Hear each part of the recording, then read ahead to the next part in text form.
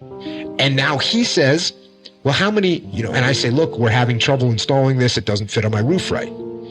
And you say, okay, well, how many panels did you get? And what size are they? And all of a sudden he realizes that he needs to give you feedback that, listen, if the roof is this angle, it fits a different way. And so now you can sell the product better, and that will keep people more satisfied. You can also do a follow-up call with me and say, hey, sir, I'm really sorry. When I measured your roof, I thought it was this angle. And so I sold you this thing. Here's what we're going to do. We're actually going to come out and pick up 3 of the panels that you're not going to need anymore. And I'm going to give you a 10% rebate. And we're also setting an installer out there to give you a hand. And boom. Right now I'm taken care of. We're all happy. Now guess what I'm doing when somebody asks me, oh, you got solar panels. What company? And I say, oh, Echo's Solar Panels. Is it a good company? Yeah, it was a little rough, but they got everything taken care of. You should definitely call them. You see where I'm going with this? Yeah, fully. And that's weird. Dang, you just took me down the rabbit hole of solar installation.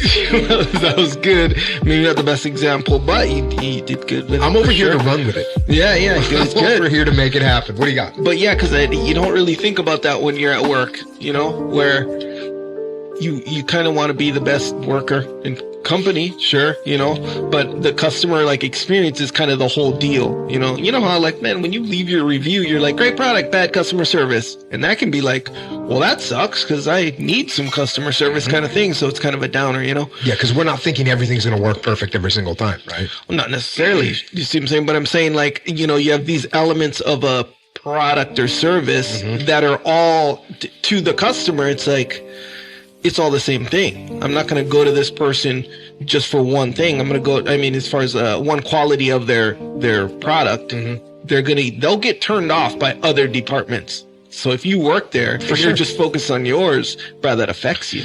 That's what General Clark is saying. You have to interact with other people inside your organization. And if you're not doing that, you're wrong. You're wrong. Fast forward a little bit. Training philosophy. The basic philosophy of successful training is that of obtaining superior results with average personnel. God, I love that. Missed a whole bunch of school. But what got me on track, though, was actually trying to join the military. My junior year, I decided I need to join the military. I need to do something to change my life. So I decided to join the Air Force to be Air Force pararescueman. And who they are is guys that, I'm sure you know who they are, but the people don't know is people that jump out of airplanes and save down pilots or rescue people. And how did you learn about them? I met this guy named Scott Guerin. So I was in this group called, I'm Civil Air Patrol. Yeah, I was part of that myself. Civil Air Patrol. Pretty cool. We marched around. Oh, yeah. Had uniforms. Great program. Learned how to fly. But they had a program where I learned how to fly and also learned about pararescue. And pararescue was a cool job. And then a special camp. So at 15 years old, you could apply and go to this junior pararescue camp. Sweet. And once again, the only black kid there, I walk in and I hear this guy talking, raspy voice. His name was Scott Guerin. This Air Force pararescueman had jumped out of a plane and a combat controller had gone through his parachute, collapsed it. He fell to his death pretty much, parachute malfunction, everything happened wrong. And they, a couple of guys traked him, got him back alive, and I heard his story of survival. I was man, I want to go be pararescueman. So that's what got my mind. But the thing about it was, got to take an ASVAB test. I copied all through school. So I got to the ASVAB test. I thought I'd copy again. Right. So the guy beside me had an A test. ASVAB is the watered down SAT. Yeah, it's like the SAT for military. Yeah, exactly. Watered down SAT test. So not going to school, I had to pretty much take this test. And the guy beside me, that's a copy off of, had test A, I had test B.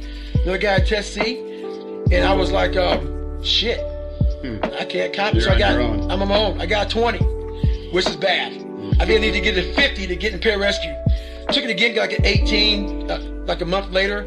Then I had one more time to take it, but he had 6 months before he could take it for the third time. So we lived in a $7 a month place for a while. It was called government subsidized apartments, food stamps. Then we finally moved to a place that cost $230 a month. So money was tight for us growing up.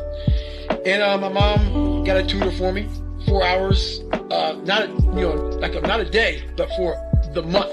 4 hours a month. 4 hours a month. Specific ASVAB tutor or just a tutor? Just a tutor, period. Okay. So I pretty much had to memorize all these different things. I worked my ass off and I passed the test. Nice. So I got in the military, and the pararescue story goes kind of quick.